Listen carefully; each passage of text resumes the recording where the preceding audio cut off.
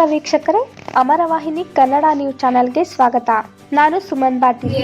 ಬೆಳಗಾವಿಯ ಕುಮಾರಗಂಧರ್ವ ಸಭಾಭವನದಲ್ಲಿ ಅಖಿಲ ಕರ್ನಾಟಕ ಸಾಂಸ್ಕೃತಿಕ ಪರಿಷತ್ತು ಬೆಂಗಳೂರು ಅಡಿಯಲ್ಲಿ ಧ್ಯಾನಯೋಗಿ ಪರಮಪೂಜ್ಯ ಶ್ರೀ ಸಿದ್ದೇಶ್ವರ ಸ್ವಾಮೀಜಿ ಅವರಿಗೆ ಗುರುನಮನ ನುಡಿ ಕಾರ್ಯಕ್ರಮ ಹಾಗೂ ಧ್ಯಾನ ದಾಸೋಹದ ಜೋಳಿಗೆ ಗ್ರಂಥ ಬಿಡುಗಡೆ ಸಮಾರಂಭ, ಅಖಿಲ ಭಾರತ ದ್ವಿತೀಯ ಕವಿಪೀಠ ಮಹಾಸಮ್ಮೇಳನದಲ್ಲಿ ಅಖಿಲ ಕರ್ನಾಟಕ ಸಾಂಸ್ಕೃತಿಕ ಪರಿಷತ್ತು ಬೆಂಗಳೂರು ಇವರು ಕೊಡಮಾಡಿದ ಕನ್ನಡ ರಾಜ್ಯೋತ್ಸವ ಸೇವಾರತ್ನ ಪ್ರಶಸ್ತಿಗೆ ಕಾರವಾರ ಶಿಕ್ಷಕಿ ವನಿತಾ ಭಾಜನರಾಗಿದ್ದಾರೆ. ಅಂತಾರಾಷ್ಟ್ರೀಯ ಮಹಿಳಾ ದಿನಾಚರಣೆಯಂದು ಬೆಳಗಾವಿಯಲ್ಲಿ ನಡೆದ ಕಾರ್ಯಕ್ರಮದಲ್ಲಿ ಈ ಪ್ರಶಸ್ತಿಯನ್ನು ನೀಡಿ ಗೌರವಿಸಲಾಗಿದೆ. ಶಿಕ್ಷಣ, ನಿರೂಪಣೆ ಹಾಗೂ ಸಾಹಿತ್ಯ ಕ್ಷೇತ್ರದಲ್ಲಿ ಅವರು ಸಲ್ಲಿಸಿದ ಅನುಪಮವಾದ ಸೇವೆಯನ್ನು ಗುರುತಿಸಿ ಈ ಪ್ರಶಸ್ತಿಯನ್ನು ನೀಡಲಾಗಿದೆ ಎಂದು ಸಂಘಟನೆಯವರು ತಿಳಿಸಿದ್ದಾರೆ.